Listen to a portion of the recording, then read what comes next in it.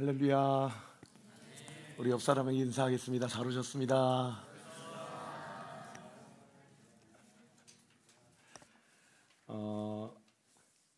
지난주 추수감사주일부터 부흥회를 위한 준비기도회가 있었고요. 또 어제까지 우리가 온리교회 첫 번째 부흥회를 은혜 가운데 잘 마쳤는데요.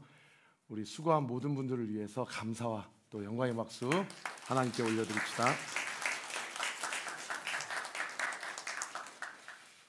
제가 내일부터 목요일까지 좀 기도 기간을 가지려고 합니다. 그래서 조금 고민을 했는데 새벽 예배를 하지 않는 것으로 그렇게 결정을 했습니다. 조금 내밀한 시간을 갖고 싶어서요.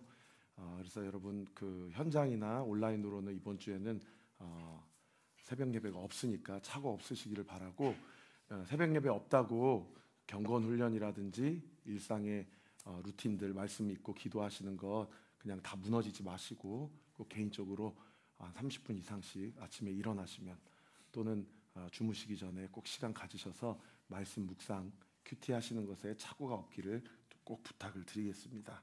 그리고 어떻든 그 기간 동안에 제가 내년도 표어를 가지고 조금 하나님께 묻고 정하는 시간, 그리고 목회 여러 가지 어떤 일정들이라든지 그 목회 방향성과 관련해서 좀 정리하는 시간을 가질 테니까요.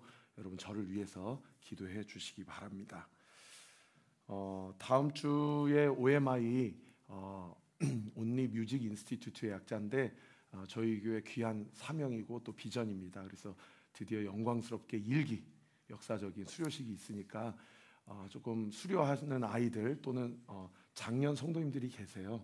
그래서 여러분 각 등대별로 아마 누가 수료하시는지 아실 텐데 조그마한 꽃다발 준비하셔가지고 정말 축복해주고 그분들이 우리 교회 귀한 예배자로 잘 세워갈 수 있도록 그렇게 격려해 주셨으면 좋겠고, 온리 뮤직 인스티튜트 2기가 계속해서 우리가 예배자를 훈련시키고 세우는 사역을 할 테니까 여러분들 기억하시고 꼭 동참해 주시기를 바랍니다.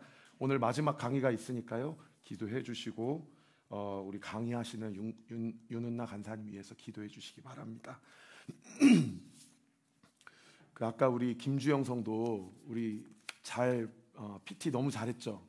네, 잘 정리해서 자기가 어떤 사역을 할 것인지 하나님의 어떤 부르심이 있었는지 잘 정리해 줘서 너무 감사하고 너무 감동이 되더라고요. 저도 대학생 때 얼마나 많은 그 동남아시아 그리고 동아시아 쪽을 많이 다녔는지 몰라요. 근데 여기 보니까 여기 한번 받으셨나요? 네, 여기 보시면 후원 계좌가 있는데 하여튼 제일 중요한 게 후원입니다. 그래서 뭐 아무리 PT를 잘해도 이게 선교 후원비가 안 들어오면 사실 의미가 없습니다. 그래서 여기 보니까 10만 원 후원자 3명, 그리고 5만 원 후원자 8명, 3만 원 후원자 10명, 2만 원 후원자 25명. 이렇게 딱 채워지면은 후원비가 다 마련이 된다고 하고요. 또 같은 팀 안에서 우리 대학생들 선교비 때문에 행여나 그 태국 선교에 감당치 못하는 일들이 없도록 우리가 이번에 김주영 성도와 이 팀을 좀 전폭적으로 좀 지원했으면 좋겠습니다. 그래서 뭐 2만 원 정도면 여러분들 뭐 마음이 있으면 얼마든지 할 수 있는 거 아닙니까? 그래서 여러분들 꼭 마음에 감동 되시는 대로 10만 원부터 2만 원까지 형편 다시는 대로 꼭 후원해 주시고 또 기도해 주시면 가서 또 우리가 못 가는 거 대신 그 태국 땅 얼마나 음란한 땅인지 몰라요. 얼마나 우상 숭배의 땅인지 모릅니다. 이 동성애자들이라든지. 그래서 여러분들 기도해 주시고 해 주시면은 가서 우리 태국의 젊은이들에게 복음을 전하는 일에 우리 김주영 단기 선교사가 가서 잘 사명 감당하고 올 수 있도록 그렇게 기도해 주시기 바랍니다. 우리 함께 기도하겠습니다. 하나님 아버지 감사합니다. 하나님의 은혜로 첫 부흥성회가 은혜 가운데 잘 마쳤습니다. 우리 앞서 섬긴 모든 스태프들, 우리 간사님과 또 모든 성도들 주님께서 기름 부어주시고 이번 4번의 집회를 통하여 우리 교회에 주신 하나님의 특별한 은혜가 있습니다. 우리가 함께 기도했던 것처럼 우리 성도님들 안에 그리고 제 안에 이번에 주신 은혜가 잊어버리는 그런 일이 없게 하여 주옵소서. 우리가 하나님을 위하여 한다고 하지만 하나님과 함께 걸어가는 길에 꼭 기억하고 주님과 동행하는 우리 온리교회 모든 사역들, 사명, 그리고 우리 성도들의 각 가정과 직장, 학업, 그리고 모든 생업 되게 하여 주시옵소서. 오늘 11월 마지막 주 주일날 주님의 말씀을 듣습니다. 말씀은 전하는 자의 입술을 주장하여 주세요. 주님, 종을 불쌍히 여겨주세요. 저는 주의 말씀을 전할 자격이 없습니다. 그러나 주께서 저희 입술을 사용하시고 저에게 기름 부어주시면 이 시간 주님의 말씀이 선포되고 대언될 때에 그 말씀이 살아 운동력이 있어 우리 성도들의 영혼을 흔들어 깨울 줄 믿습니다. 주께서 역사하여 주시옵소서. 예수 그리스도의 이름으로 기도합니다. 아멘. 이스라엘이 왕을 세웠습니다. 하나님께서 왕 세우는 것을 원하지 않았는데 이스라엘 백성이 강국하게 그렇게 요구해서 왕을 세웠어요. 그 왕이 세워지면 왕이 해야 될 일이 우리나라 헌법에도 보장되어 있는 게 국민의 생명과 안전을 지켜야 되는 책임과 의무가 있지 않습니까? 그 당시 3000년 전의 고대 사회 안에서는 결국에 전쟁을 통해서 그 국민의 백성의 생명과 안전을 보장을 해야 되거든요. 근데 이스라엘 민족은 다른 민족하고 달라서 전쟁을 그냥 일으키면 안 돼요. 이 전쟁과 관련된 이스라엘 백성의 어떤 영적인 원리가 있습니다. 이스라엘이 전쟁이 임할 때 가장 기본적인 원칙이 뭐냐면 우리가 전쟁에 임하는 우리의 전쟁을 향한 우리의 시각과 세계관은 이 전쟁은 하나님께서 주관하시는 거룩한 전쟁이다. 곧 성전이다. 할렐루야. 그리스도인들의 삶도 마찬가지예요. 우리의 영적 전투도 그냥 내가 살아가는 그 삶이 아니라 하나님께서 나와 함께 살아가는 나의 일상의 삶이다. 할렐루야. 이 믿음을 가지고 살아가야 돼요. 그래서 두 가지 원칙이 뭐냐면 첫 번째가 이 전쟁을 일으킬 것인지 말 것인지, 그리고 이 전쟁에 참전을 할 것인지 말 것인지를 하나님께 반드시 물어봐야 됩니다. 그래야 하나님이 주관자가 되시는 전쟁임이 인정이 되는 것이죠. 시작 전부터. 그리고 두 번째는 뭐예요? 그렇게 전쟁을 임해서 승리하게 된 모든 그 결과는 다 누구께로 돌아가는 것입니까? 하나님께 돌아가는 거예요. 여러분, 이 두 가지 원칙 우리의 삶 가운데도 꼭 기억하세요. 여러분이 일상의 삶 가운데 영적인 전쟁을 치를 때에 하나님께 반드시 물어보고 행하셔야 됩니다. 그리고 물어보고 행하신 다음에는 그것으로부터 주어지는 모든 결과는 다 하나님 것입니다. 할렐루야. 우리 생각에는 내가 돈을 많이 벌고 뭔가 좋은 열매 결과가 있으면 그건 하나님 거고 실패하면 이거는 내 잘못이구나 이렇게 할 수 있는데 아니에요. 우리가 삶의 모든 삶의 결과에 고난과 핍박과 환난까지도 그것은 나만의 고난과 나만의 환난이 아니고요. 하나님이 나에게 주신 고난이요. 하나님의 환난임을 믿으시기를 예수의 이름으로 축복합니다. 그렇게 될 때 우리 마음 가운데 참 평안과 자유가 주어지게 되는 것이죠. 여러분, 이 말씀이 여러분에게 자유를 주는 말씀이기를 예수 그리스도 이름으로 축원합니다. 우리 성도들 표정을 보면 벌써 이렇게 이게 우수가 가득 차신 분들이 있으면은 저도 그래요. 내가 기도가 부족해서 우리 성도님이 저렇게 고난 가운데 있구나. 근데 여러분 아니라는 거예요. 여러분 두려움, 걱정, 불안, 염려 다 주님께 맡기세요. 그거 우리의 걱정, 불안, 염려 아닙니다. 다 하나님 거예요. 할렐루야. 우리가 하나님께 묻고 행하면 하나님이 반드시 책임지십니다. 여러분 그런데 사울이 왕이 됐는데 이 두 가지 원칙을 잊어버려요. 그래서 가는 곳곳마다 묻지도 않고 전쟁을 일으켜버린 게 이 블레셋과의 전쟁 아닙니까?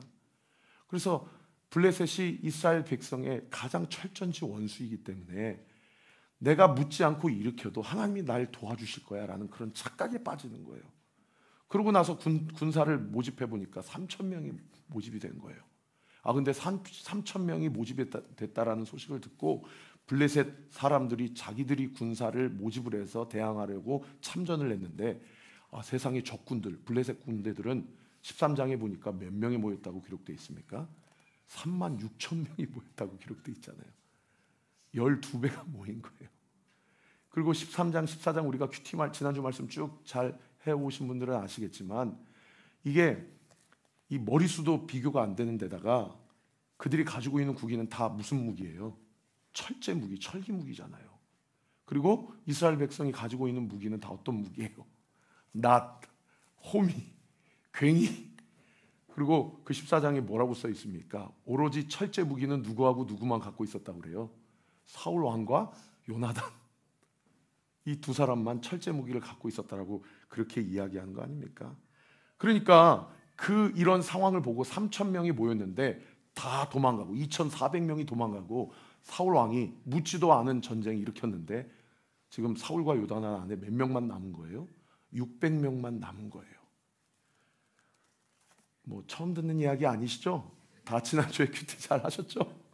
600명만 남은 거예요. 그러니까 어떻게 되겠습니까? 군대 사기가 완전히 땅에 떨어지고 이거 왕이 뭐라고 해서 모였는데 이거 완전히 우리는 죽었구나 라고 이미 전쟁의 승패가 결정되어 있는 그런 상황 가운데 있었다는 겁니다. 자, 이때 사울의 아들 요나단이 아버지는 안 물어봤는데 아들은 물어봐요.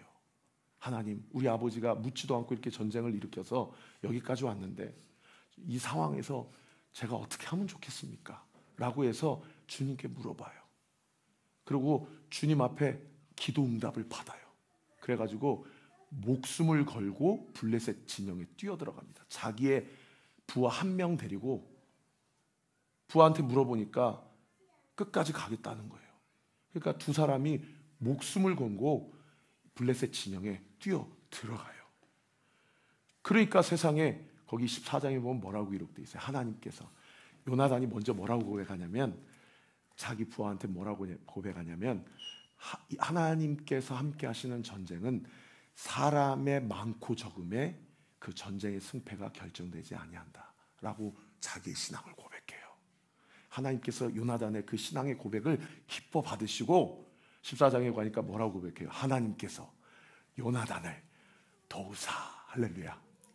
하나님께서 요나단을 도우사 소 한 결이 두 마리가 반나절이면 경작할 수 있는, 제가 주석을 찾아보니까 2km 평방 2km 평방 되는 그 지역에 뛰어들어가 가지고 두 사람이 블레셋 진영에서 블레셋 사람들을 쳐 죽이는데 그 반나절에 20명을 쳐 죽입니다. 두 사람이 자기의 10배나 되는 사람들을 쳐 죽여요. 근데 문제는 뭐냐면 이 20명이 갑자기 이 두 사람에 의해서 죽었다라는 소식이 36,000명의 블레셋 진영에 다 소식이 전화되게 돼요. 그러니까 블레셋 사람들이 세작을 이렇게 파견을 해갖고 도대체 어떤 일이 일어났느냐라고 알아보면 큰 일이 아닌데 하나님께서 요나단을 도우사. 그래가지고 이 두 사람이 2만 명, 20만 명, 200만 명이라고 착각이 돼갖고 블레셋 사람들이 거기서 완전히 우왕좌왕 허둥지둥해갖고 자기가 자기 민족을 쳐 죽이는 말도 안 되는 상황이 이렇게 벌어진 겁니다. 이런 상황이 벌어진 거예요. 여러분, 이게 사람이 할 수 있는 일입니까? 이게 도저히 사람의 전략과 전술로는 일어날 수 없는 기적이 묻지도 않은 사울이 일으킨 전쟁 가운데 하나님께 물었던 요나단 한 사람, 그리고 그 요나단에게 순종했던 그 한 수하, 두 사람의 순종으로 말미암아 전세가 완전히 역전이 되었다라는 거예요. 자, 이런 상황 가운데서 사울이 또 문제를 일으켜요. 완전히 36,000명이 자중질환이 일어나니까 사울이 그 진영을 보고 뭘 선포합니까? 금식을 선포해버려요. 아무도 지금부터 먹지 말아라. 그리고 블레셋 민족을 다 죽이고 그 다음 먹자라고 이 금식을 선포해버리는 거예요. 그러니까 세상의 이스라엘 백성들이 한나절 반나절을 블레셋 사람들에게 나가서 그들을 쳐 죽이는데 배가 고파가지고 블레셋 진영에서 세상에 14장에 보니까 동물을 핏째 먹는 일들이 일어나게 되죠. 하도 배가 고프니까. 여러분, 율법에 의하면 짐승을 핏째 먹으면 됩니까? 안 됩니까? 율법을 범하는 일이거든요. 근데 사울 왕이 절대 금식 선포하고 내가 지금부터 명령한 명령에만 집중해라 라고 그렇게 자기중심적인 또는 율법주의적인 또는 자기가 명령한 것에 무조건적인 순종과 복종을 강요하는 그 상황 가운데서 백성들이 또 죄를 범하게 되는 거예요. 그런데 세상에 그 금식을 선포하는 소식을 이 요나단과 수아가 들었어요? 못 들었어요? 못 들었어요. 먼저 그냥 블레셋 진영에 들어가 버렸으니까. 그 소식을 못 듣고 이 요나단이 세상에 그 야산에서, 그 광야에서 그 야산의 천연 꿀을 하도 배가 고파가지고 입에다 대인 거예요. 입에다 대어버린 겁니다. 그리고 사람들이, 자기 백성들을 보니까, 아니 왜 우리 군사들이, 우리 백성들이 짐승을 핏째 먹고 있냐라고 알고 보니까, 세상에 우리 아버지가, 당신 아버지가 금식을 선포했나이다 라고 그렇게 고백하는 거죠. 그러니까 그 소식을 들은 요나단이 이 14장 29절부터 30절에 뭐라고 이야기합니까? 제가 읽어드릴게요. 요나단이 이르되 내 아버지께서 이 땅을 곤란하게 하셨도다.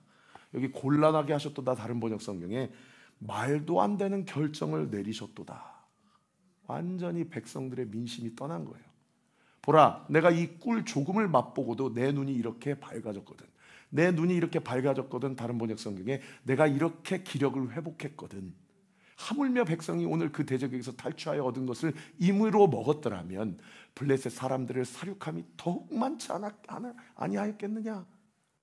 미련한 군주 한 사람 때문에 이렇게 민족 전체가 완전히 골치 아픈 상황 가운데 일어난 상황이었다라는 겁니다.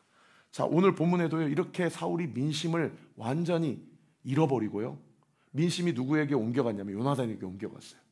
그래서 사울이 오늘 본문에 보면, 오늘 본문 36절 상반절에 뭐라고 고백합니까? 사울이 이르되 우리가 밤에 블레셋 사람을 추격하여 동틀 때까지 그들 중에 탈취하고 한 사람도 남기지 말자. 이거 너무 당연한 명령이잖아요. 근데 이미 민심이 떠났으니까 우리가 뭐라고 얘기하냐면 왕의 생각에 좋을 대로 하소서. 원하는 대로 하세요. 기력이 없으니까. 이미 왕의 권위가 완전히 땅에 떨어진 거예요.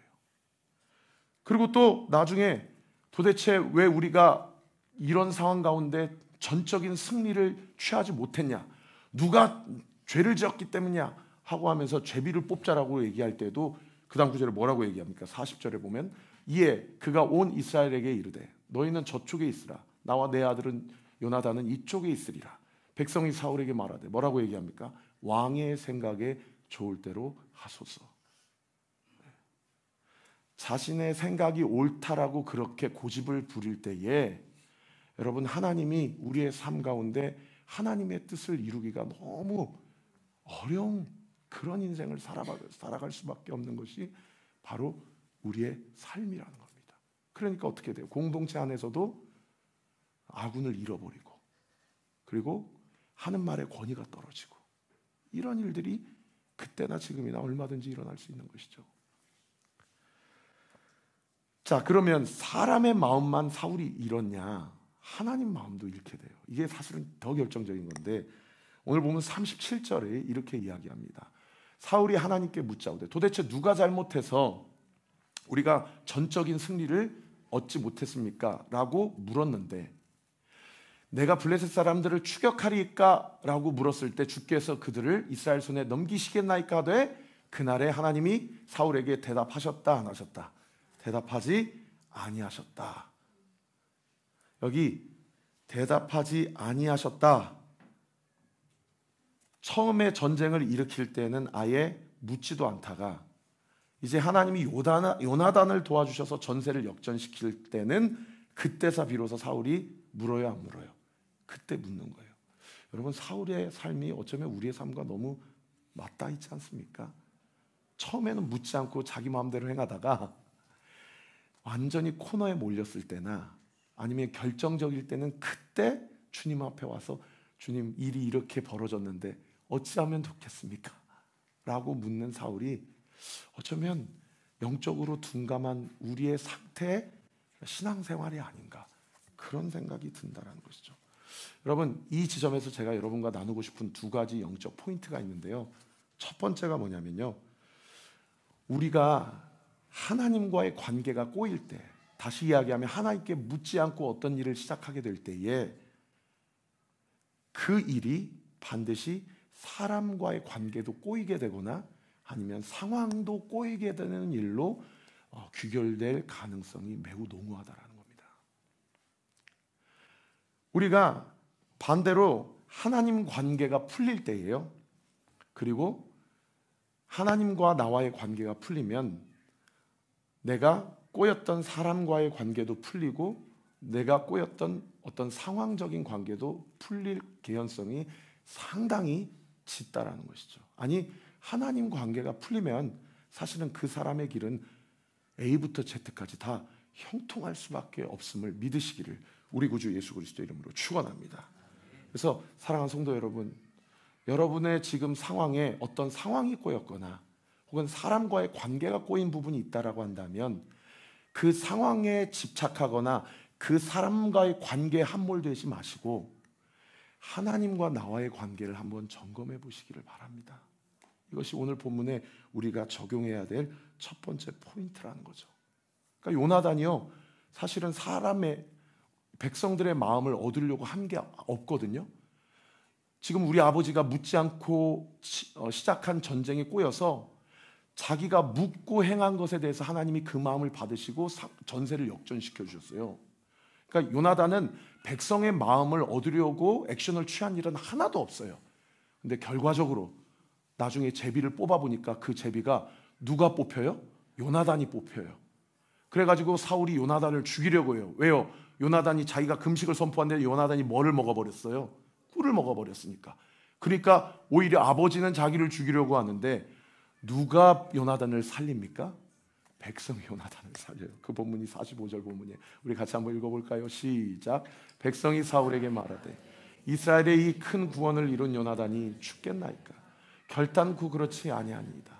여호와의 살아계심을 두고 맹세하오나니 그의 머리털 하나도 땅에 떨어지지 아니할 것은 그가 오늘 하나님과 동역하였음이니이다 하여 백성이 요나단을 구원하여 죽지 않게 하니라. 할렐루야. 아멘. 여러분, 상황을 풀고 싶으세요? 사람과의 관계를 풀고 싶으시면 하나님과 나와의 관계를 점검해 보세요. 그럴 때 하나님이 전세를 역전시켜 주시는 놀라운 은혜의 역사, 요나단의 하나님, 나의 하나님, 우리 온리교회 성도들의 모든 성도들의 하나님인 줄 믿으시기를 우리 구주 예수 그리스도 이름으로 축원합니다. 이것이 첫 번째 포인트라면, 그런가 하면 두 번째 포인트는 뭐냐면 하나님이 우리의 기도 응답에 응답하지 않으시는 경우가 있다라는 거예요. 아까 우리가 살펴본 37절 말씀 다시 한번 띄워주세요. 사울이 물었어요. 블레셋 사람들을 나에게 다 넘기시겠습니까? 그동안엔 묻지 않다가 결정적일 때, 아쉬울 때는 사울이 또 물어요. 그러니까 하나님이 대답하셔요, 안 하셔요? 대답 안 하시거든요. 여기 대답하다라는 히브리어 단어가 아나후라는 단어인데, 이 대답하다라는 이 아나후라는 단어는 그렇게 해라라는 긍정의 의미예요. 그러니까 대답했다라는 얘기는 동의하셨다라는 얘기예요. 근데 다시 한번 띄워주시면 대답하지 아니하셨다, 침묵하셨다라는 얘기는 이 아나후라는 히브리어 단어를 직역하면 동의했다라는 얘기입니까? 동의하지 않으셨다라는 얘기입니까? 동의하지 않으셨다라는 거예요. 사울이 전적으로 완전한 승리를 취하는 것을 하나님이 동의하지 않으셨다라는 거예요. 왜요? 자기가 전쟁을 일으킨 것이 정당화될 수밖에 없어요. 그것이 결국 사울에게는 복입니까? 저주입니까? 결과적으로는 저주가 되는 거예요. 여러분, 이게 제일 무서운 거예요. 표면적으로는 복받은 사람 같아요. 영적인 본질을 떠들러 보면 사실은 그게 하나님의 유기하심이고 내버려 두심이고 저주하심이라면, 그럼 이것이 가장 큰 저주가 아니겠습니까? 차라리 표면적으로라도 하나님이 매를 치신 것이 드러난다면 그 사람은 자기가 깨달을 거 아니에요. 그런데 표면적으로는 드러나지 않았는데 본질적으로는 하나님이 저주하신 거라면, 여러분, 그것이 가장 기가 막히고 코가 막힐 노릇 아닙니까? 그래서 이 대답하지 않으셨다, 동의하지 않으셨다 할 때에, 그때 여러분 사울은 그러면 어떻게 해야 됩니까? 자기를 돌아봐야 되거든요. 내가 뭘 잘못했지? 이스라엘의 전쟁은 물어보고 시작해야 되는데 내가 묻지 않았구나. 내가 하나님 앞에 묻고 시작하지 않았구나. 13장에 사무엘이 오신다고 그랬을 때 7일 동안 기다리라고 그랬는데 못 기다리고 그냥 번제와 소제를 드려버렸어요. 그때 깨달았어야 되거든요. 내가 기다려야 되는데, 그리고 내가 물어야 되는데. 그런데 이러한 사울의 실수와 이 잘못이 지금 계속 반복되고 있는 거예요. 그러면 사울이 어떻게 돼요? 하나님이 자기의 기도에 응답하지 않으시면 자기를 돌아봐야 되거든요. 근데 이 사울이 자기를 돌아보지 않고 제비를 뽑자, 그리고 제사장을 불러요. 아마 우림과 둠밈이라고 그 제비 뽑기에 하나님의 말씀, 하나님의 계시를 분별해내는 그런 기구를 사용했을 거예요. 그래서 제비를 뽑아보니까 세상에, 결과가 사울이 나와야 되는데 누가 나와요? 요나단이 나오는, 요나단이. 그러니까 사울이 요나단에게 뭐라고 얘기합니까? 네가 무엇을 잘못했느냐? 그러니까 요나단이 뭐예요? 제가 꿀을 먹었습니다. 너 때문에 이렇게 됐구나. 이렇게 되는 거예요, 결과가. 듣지 못해서 먹었을 뿐인데 사울이 자기 죄를 못 보니까 다른 사람에게 죄를 찾는 거예요. 여러분, 교회가 죽는 교회 특징이 뭔지 아십니까? 다른 사람에게 죄를 찾아요. 자기 죄를 못 보는 거예요. 여러분, 가정에 영적인 큰 눌림과 묶임이 있는, 그런 눌림이 있는 가정의 특징이 무엇인지 아십니까? 자기 죄를 못 보고 남 탓하는 거예요. 그러니까 어떻게 돼요? 자녀들이 부모를 존경하지 않죠. 부모가 자녀를 사랑하지 않죠. 여러분, 어떤 문제에 있어서 꼬인 부분이 있으면 누구 탓하기 전에 나를 돌아보셔야 됩니다. 나를 돌아봐야 돼요. 그것이 하나님이 우리에게 원하시다는 거예요. 그래서 성경에 기도 응답이 안 되는 두 가지 경우가 있는데, 그 한 구절이 구약에 있고 한 구절이 신약에 있어요. 그 대표적인 구약 구절이 이사야서 59장에 기록되어 있습니다. 제가 읽어드릴게요. 여호와의 손이 짧아 구원하지 못하심도 아니요 귀가 둔하여 듣지 못하심도 아니라 오직 너희 죄악이 너희와 너희 하나님 사이를 갈라놓았고 너의 죄가 그의 얼굴을 가려서 너희에게서 듣지 않으시게 함이니라. 여러분, 뭔가 꼬이거나 응답이 안 되면, 그리고 답하지 않으시면 나를 돌아보게 되는 은혜가 있게 되기를 예수님의 이름으로 축원합니다. 그런가 하면 야고보서 4장 신약 말씀도 똑같은 결로 말씀하세요. 너희가 얻지 못하면 구하지 아니하기 때문이요 구하여도 받지 못하면 정욕으로 쓰려고 잘못 구하기 때문이라. 오늘 첫 번째 등대 모임 나눌 질문입니다. 사람과의 관계를 풀려다가 오히려 더 꼬인 경험이 있으시면 한번 나눠보셔요. 굳이 사람뿐만이 아닙니다. 상황도 마찬가지예요. 두 번째, 하나님께 구하였지만 돌이켜보니 나의 죄로 인하여 응답받지 못한 경험이 있다면 한번 나눠보세요. 자, 이렇게 사울이 하나님께 묻지도 않고 또 자신의 죄를 보지 않고 남에게 죄를 찾으려고 하는 그런 상황 가운데에서 오늘 본문에 이해되지 않는 상황이 기록되어 있습니다. 그것이 47절과 48절인데요. 우리 같이 한번 읽어볼까요? 눈을 뜨세요. 이 말씀 한번 읽어보세요. 이 말씀 너무 중요합니다. 시작. 사울이 이스라엘 왕위에 오른 후에 사방에 있는 모든 대적 곧 모압과 암몬 자손과 에돔과 소바의 왕들과 블레셋 사람들을 쳤는데 향하는 마다 이겼고 용감하게 아말렉 사람들을 치고 이스라엘을 그 약탈하는 자들의 손에서 건졌더라. 야, 이게 이제 이해가 안 되는 거죠. 사울과 하나님 관계가 이런데 사울이 가는 곳곳마다 이겨요. 이거 어떻게 해석을 해야 돼요? 하나님과의 관계가 완전히 소원해졌고 심지어 완전히 끊어졌는데 하는 사업마다 잘 돼요. 직장에서 막 승진해요. 자식들이 잘 돼요. 좋은 대학에 가고 좋은 차 타고 더 재정적으로 건강에 문제가 없고 물질에 문제가 없고 사회적으로 더 위상이 높아가요. 하나님 관계가 꼬여있고 공동체 안에서 여러 가지 성도들 안의 관계에 사랑이 부족하고 사랑 없음과 믿음 없음이 드러나고 있는데, 그래서 성도 한 사람 한 사람이 그렇게 속이 골마가고 상처를 받고 있는데 교회는 막 더 사람이 몰려오고 부흥이 되고 목사는 더 유명해지고 막 더 잘 되는 거예요. 이거 어떻게 해석을 해야 되냐는 거예요. 세상에. 근데 제가 다시 한번 띄워줄 47절 말씀, 이 하이라이트, 이겼고 향하는 모다 이겼고 라는 이 부분을 감사하게 히브리어 원어를 찾아보니까 해석이 되더라고요. 여기 향하는 곳마다 이겼다라는 히브리어 단어가 라샤우라는 단어예요. 라샤우. 이겼다라는 이 단어가 라샤우라는 단어인데, 이 라샤우라는 단어를 사전에 찾아보니까 이겼다가 아니고 번역이 잘못됐어요. 이 라샤우라는 단어가 뭐냐면 괴롭혔다, 상대방을 악하게 대했다. 그 사람을 정죄했다. 이런 뜻이에요. 그러니까 사울이 하나님의 이름을 빌려서 너희들은 이방 민족이지, 너희들은 내가 쳐서 죽여야 돼. 그리고 가는 곳곳마다 자신이 가지고 있는 어떤 영적 당위성과 정당성을 가지고 주변 사람들을 더 정죄하고 괴롭게 하고 힘들게 했다라는 거예요. 여러분, 이 지점에서 우리가 깨달을 수 있는 것이 무엇입니까? 사랑하는 성도 여러분, 사람이 표면적으로 보는 결과와 하나님이 영적 본질적으로 판단하시는 판단의 기준은 완전히 다를 수 있다는 겁니다. 제가 지난 여름 때 한번 집회를 왔는데 그 집회를 주관하시는 주최 측에서 저한테 그런 얘기를 하는 거예요. 제가 지난번에도 한번 얘기했는데 자기는 목사를 부를 때에 반드시 그 목사의 목회적 열매를 보고 목사를 초빙한다는 거예요. 그래서 아무리 유명한 사람이라도 목회의 열매가 없으면 자기는 부르지 않는다는 거예요. 그러나 열매가 있으면 부른다는 거예요. 그래서 제가 그렇구나 하고 끄덕끄덕했어요. 근데 생각해 보면요, 무슨 말인지는 알겠는데 반은 맞지만 반은 틀린 말이에요.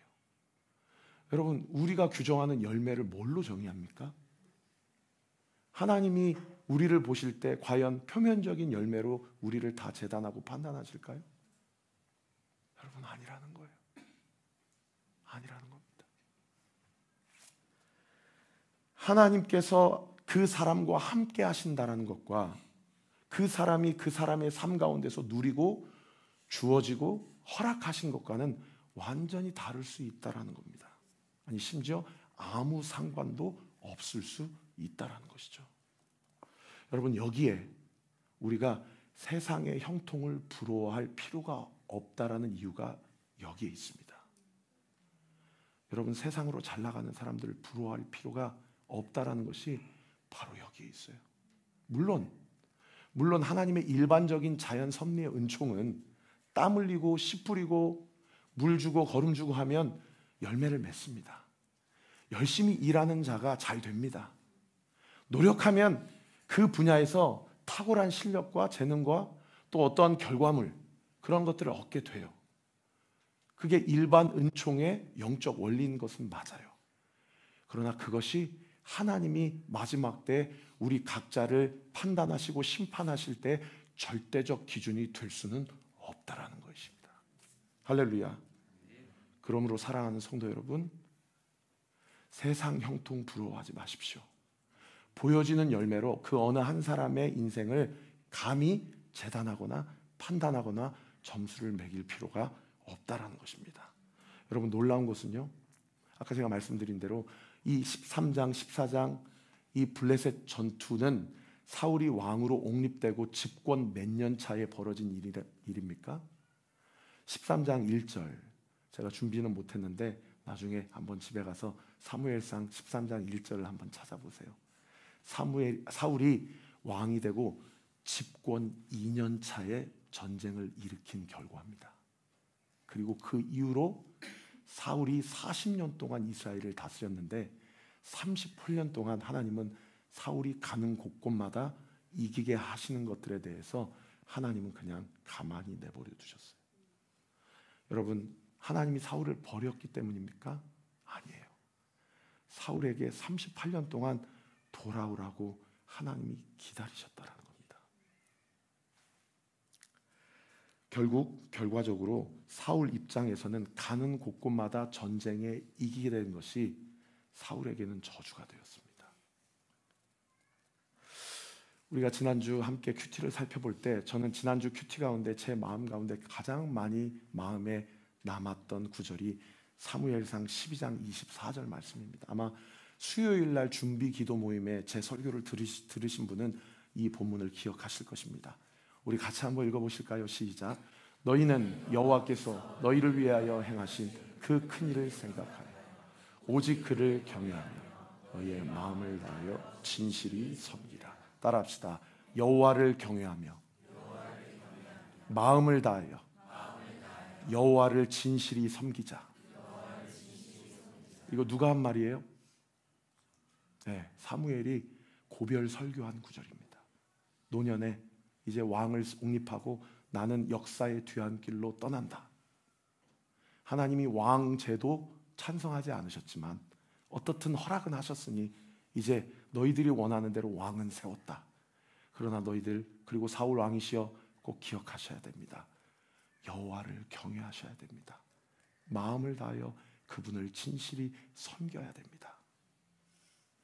여러분, 그렇게 하면 우리의 인생 가운데 재정의 문제, 사람의 문제, 관계의 문제, 건강의 문제, 여러 가지 우리 삶 가운데 주어지는 문제, 우리가 여호와를 경외하고 마음을 다하여 여호와를 진실히 섬기면 하나님께서 그 문제 한복판에서도 그 문제의 열매의 결과와 상관없이 하나님의 우리의 삶을 통해서 영광을 받으시고 우리의 인생을, 이 교회를, 우리의 가정을, 우리의 자녀를 책임져 주시는 줄 믿으시기를 우리 구주 예수 그리스도 이름으로 축원합니다. 그래서 제가 2년 전에 한 성도님의 신앙의 고백을 받아서 싱글 21집 앨범을 냈어요. 그때 우리가 아까 읽었던 그 사무엘의 고별 설교, 마음을 다하여 여호와를 경외하고 세상 형통 부러워하지 말아라. 그게 잠언 말씀 23장에 기록되어 있거든요.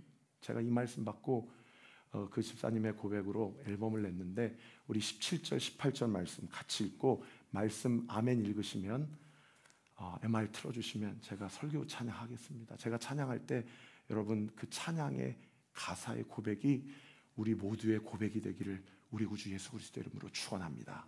우리 함께 읽겠습니다. 시작. 내 마음으로 죄인의 형통을 부러워하지 말고 항상 여호와를 경외하라. 정령이 내 장래가 있겠고 내 소망이 끊어지지 아니하리라. 아멘.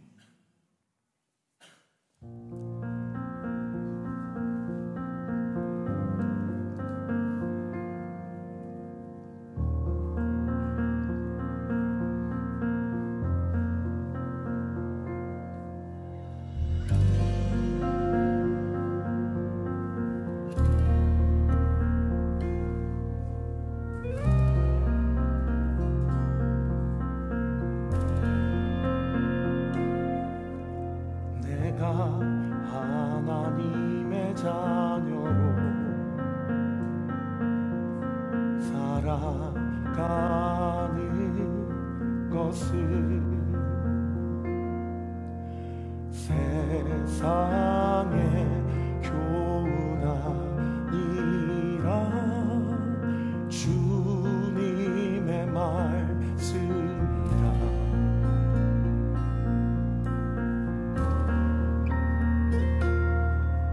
주님 보이신 삶으로 낙심치 않는 것을 포기하지 않으면 거두게 하심이라. 세상 형통 부러워 마라. 이 세대를 본받지 마라. 오직 여호와를 경외하라. 소망이 영원하리.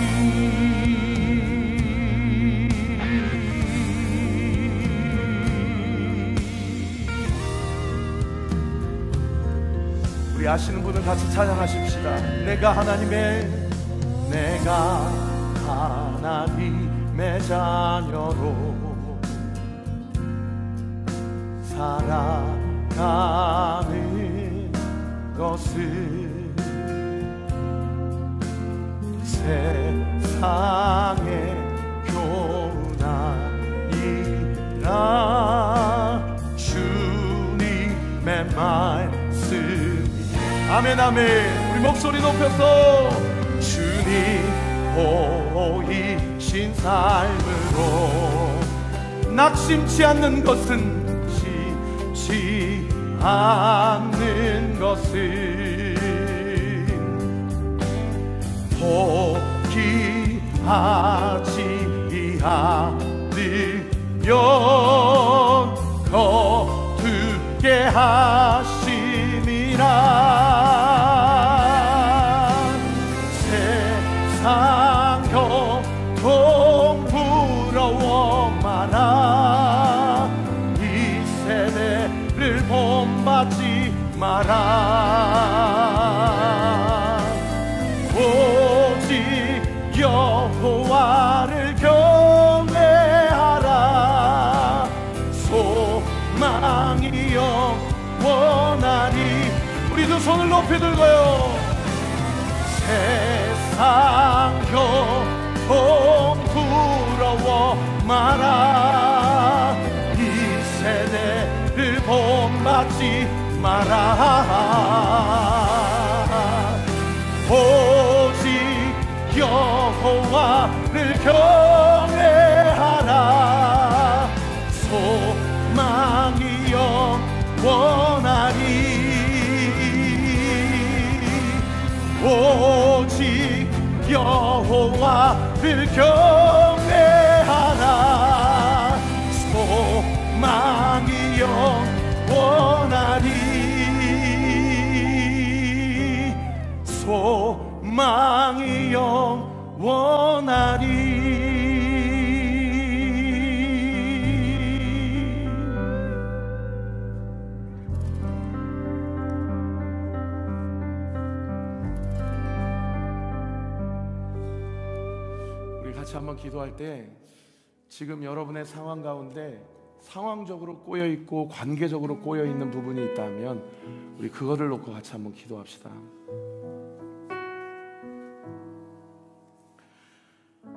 하나님은 우리에게 말씀하십니다. 야, 그거 걱정하지 마라. 야, 그 사람 신경 쓰지 마라. 그리고 너 나를 좀 봐라.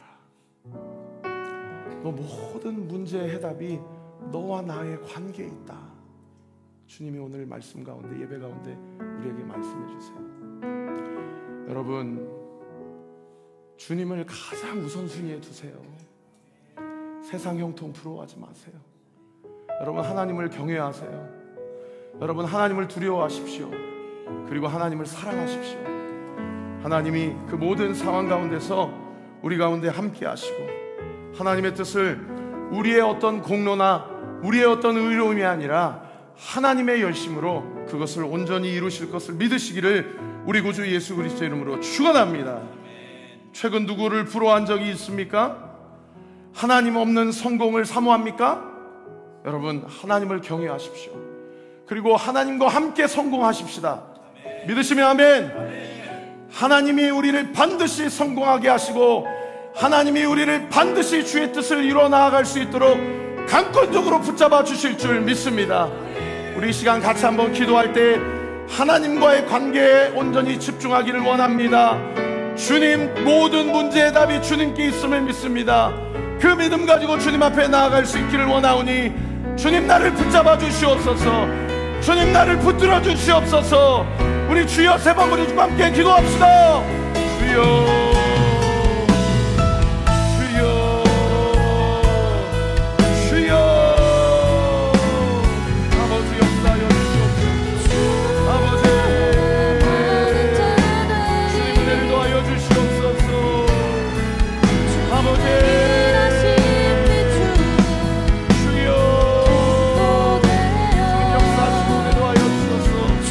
주의 마음이 온전히 그어지게 하시고 하나님의 영광이 온전히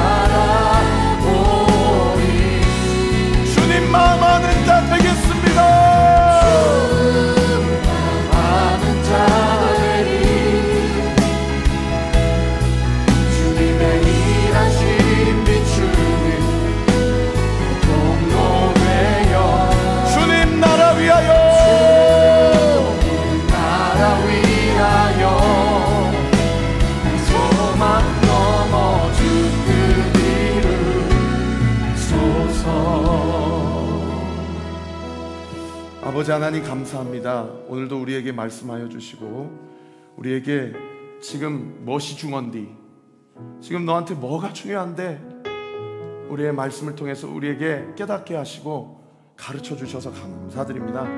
아버지, 저를 포함하여 우리 모든 온누리교회 성도들 오늘 말씀 앞에 반응하게 하여 주옵소서. 절대 깨닫고 그치지 않게 해주세요. 회개할 거 있으면 주님 앞에 회개하게 해주세요. 돌이켜야 될 거 있으면 돌이켜가게 해주세요. 그리고 붙잡되 다른 것 붙잡지 않고 이미 나를 주인 삼아 주시고 나를 소유 삼아 주시고 나의 주인 되어 주신 예수님을 붙잡는 놀라운 은혜의 역사 있게 하여 주옵소서. 주님 없이 성공하지 않게 해주세요. 그것이 저주임을 깨닫고 인정하게 해주세요. 실패하더라도 주님과 함께하는 실패는 성공인 줄 믿습니다. 그리고 우리가 주님 앞에 있을 때에 주님 나라를 위하여 주님과 함께 성공하게 될 줄 믿습니다. 그 믿음 가지고 이번 한 주 말씀 위에 승리하도록 주께서 역사하시고 은혜 더하여 주시옵소서. 특별히 또 종이 한 주간 내년 표어를 놓고 목회 방향성을 놓고 주님과 독대하는 시간을 갖고자 합니다. 아버지, 종에게 아버지 하나님 예수의 보혈로 온전히 덮어주시고 영적인 민감함을 주시고 말씀하여 주시고 아버지 하나님 우리 교회가 앞으로 또 내년에 무엇을 취하고 어떤 말씀을 붙잡고 가야 될지 말씀하여 주시고 한 주간 동안 새벽 예배 없다고 우리 성도들 영적으로 둔감해지지 않게 하시고 각자의 자리에서 교회를 놓고 서로를 놓고 우리 모두를 놓고 우리 가정을 놓고 이 시대를 놓고 이 나라의 민족을 품고 같이 기도할 때에 그 기도의 자리에서 주님을 만나는 놀라운 은혜의 역사 있게 하여 주시옵소서. 예수의 이름으로 명하노니 그렇게 될지어다. 예수의 이름으로 명하노니 그렇게 될지어다. 그렇게 되게 될지어다.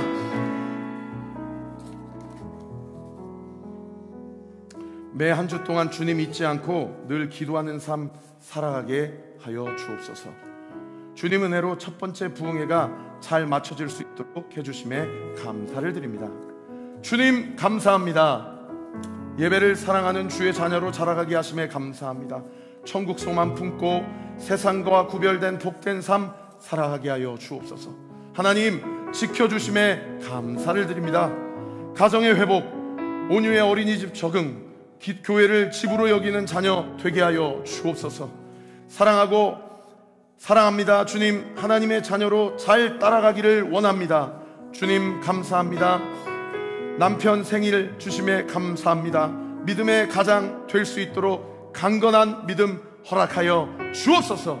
이 밖에도 온라인으로 무명으로 마음으로 주님 앞에 봉헌하는 성도들의 물질과 마음을 주님께서 기뻐 흠양하여 주옵시고 우리의 마음이, 우리의 물질이, 우리의 인생과 삶이 하나님의 뜻을 온전히 이루고 하나님을 위하여 또 그러나 하나님과 함께 살아가는 우리 온누교회 모든 성도들의 삶, 이 교회 이번 한 주의 우리의 삶 되게 하여 주시옵소서.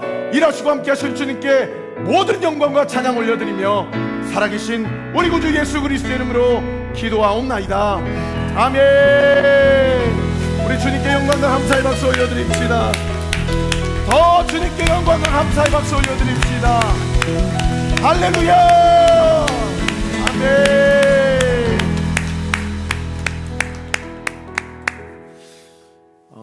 우리 일어나셔서 공동체 고백하고 축도함으로 예배를 마치겠습니다. 시작. 주님은 빛이십니다. 저희도 어두운 세상에 빛이 되게 하소서. 사회와 교회의 한 줄기 빛을 비추는 공동체 되게 하소서. 주여 나의 마음과 몸을 주님께 드립니다.